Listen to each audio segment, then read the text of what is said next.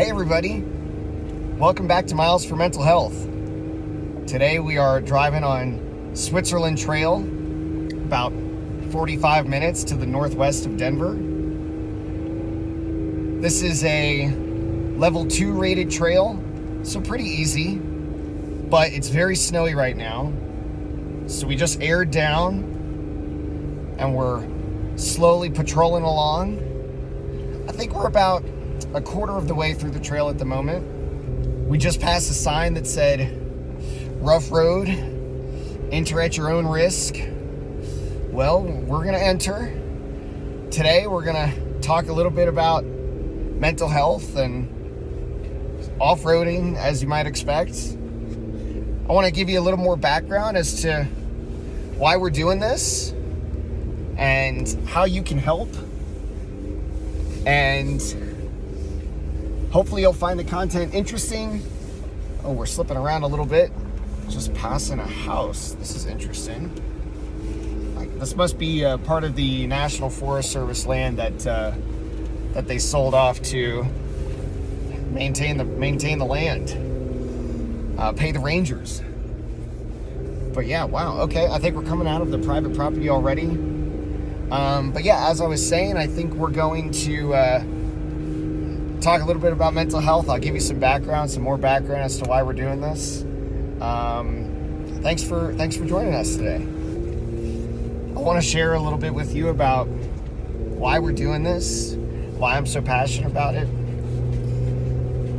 You know, ever since I was studying public health in college, mental health was always something that was on my mind as a potential focus. Frankly, I've thought a lot about my own mental health in the past, struggled with my mental health in the past. I've had a lot of fraternity brothers who have struggled with their mental health as well. Family members, friends. It's so pervasive in our society and around the world.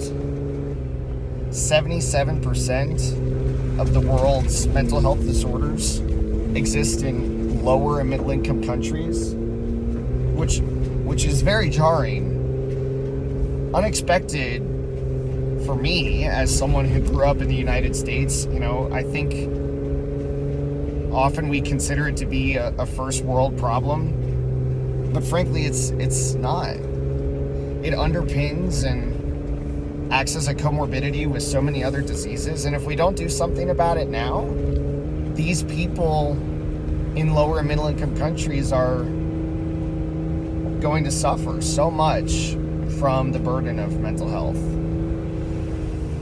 It's one thing to have food and water, but it's another thing to have the true meaning of health.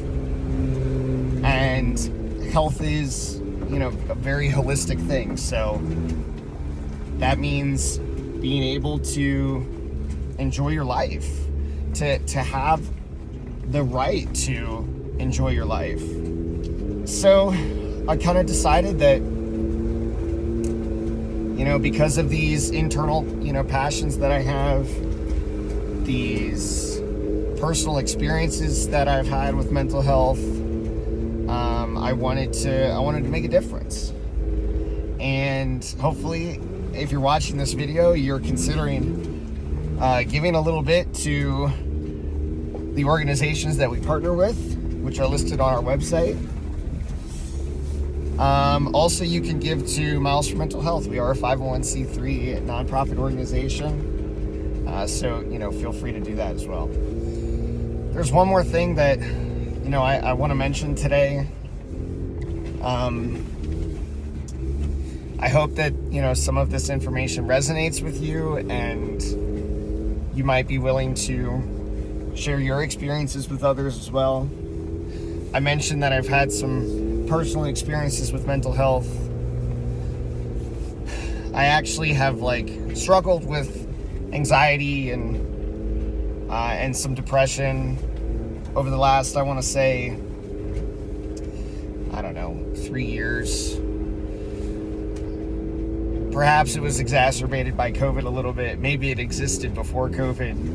And I struggled with my mental health for a while without telling anybody. I was really quiet about it. I was a little embarrassed. I even like tried to get help. I went to like my primary care provider, or I established a primary care provider because I didn't have one, which is not a go-to, best practice. Established my primary care provider. I went to them. I think I wanted them to just talk to me. And in hindsight, maybe I should have gone to a therapist, but like I was trying to like follow, the mechanisms that I had like learned about, throughout my public health education. Anyway, I go to my primary care provider. I told him I was having a little bit of anxiety, that I wasn't happy. I don't think that was the worst that my depression had gotten to, but I told him, how I was feeling. I filled out the little chart that says like, oh, how many times have you felt sad on it, in the last 7 days or whatnot. Yeah, I told him this, and I think after maybe 30 seconds of listening to me, he like stopped me like mid-conversation, and he said, just passed a cool camping spot. I'll send out the coordinates for everybody. He said, oh, you have a serotonin deficiency, and you need to be put on some, I don't know, serotonin boosting medicine. I don't remember the name or the type of medicine or whatever. And before I could even say that was like not something that I wanted. Oh look, we got a car up here. Just gonna pass by them. Hello. Thank you. I'll take a quick detour for my story, which I do a lot, and I'll just tell you that when we passed by this little side by side, I gave him a 1 like this to signify that there's one car behind me. So little off-roading trick for you there. That's kind of the lingo, and he gave me one of these to signify that there was nobody behind him. Good trick for you to have if you're out on National Forest Service roads or Bureau of Land Management roads, and you're likely to pass by any other off-roaders. But yeah, so let me get back to my story. As I was saying, this doctor, he tried to prescribe me medicine. Before I could even tell him that this was not what I wanted, I had already received the prescription in my hand. And he had opened the door for me to leave. Maybe because of my anxiety, I didn't say anything to this doctor, which was really jarring because I have a lot of experience understanding these kind of predictors for ineffective or inefficient patient care. And so I knew that my anxiety was going to lead me to a point where I might hit a roadblock, and that I needed to cope with that and be prepared for that. But I wasn't prepared, and he handed me the prescription, and I walked out of the office, and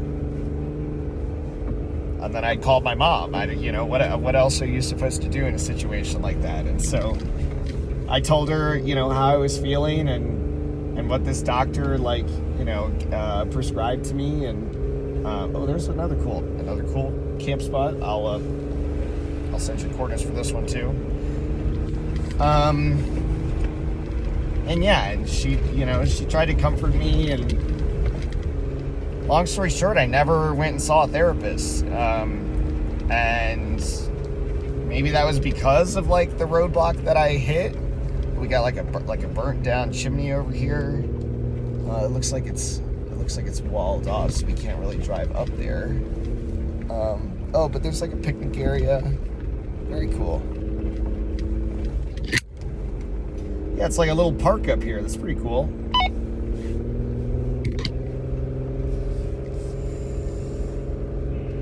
Totally. I see an animal actually up on the right in the woods, I think too. Moose maybe? Holy dang, it's a moose. Check this out. Here, go for it a little bit. You think there's a moose up here? Are you serious? That must be like a sculpture. Holy f***ing sh**. Oh my God.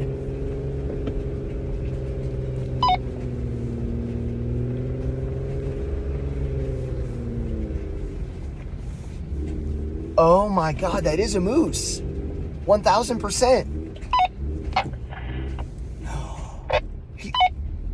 You have binocs? I have binocs. Let's check it out. I do have binocs. There's a moose. I'm gonna show you a video. Look at the moose.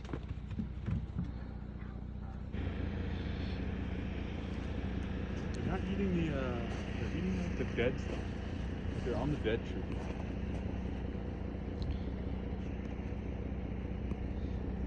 There's the moose. Got the iPhone going through the binoculars right now. Wow, everybody. I just saw a moose. 2 moose? Is that a meese? Is that 2 mooses? I'm not sure. So cool.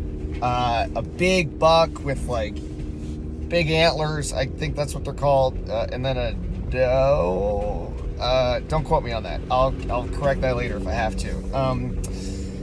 But wow, just like they were chilling on the mountain, just like eating some, I don't know, eating some dead like grass or something like that. Never seen a moose before.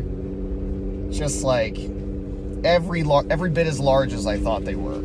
Huge. So lucky I brought my binoculars today. So I got to look through the binoculars and get like a really like, you know, close look at him. We got some big, holy got probably 1,000-foot cliff right here. That'll make you wonder. Oh geez. We're gonna go a little slower right here. Sorry that interrupted my moose story. But yeah, wow, that was so cool. I think I was like talking about, I don't know, not going to therapy, you know, when that happened. And I will just say, like, and I have felt this way ever since I moved to Colorado. Those moments, you know, when you see something beautiful like that, it just, the rest of the world just like melts away. You know, nothing else really matters. And I have felt like so much better about my mental health since, you know, living in Denver and, you know, being able to get out into nature more.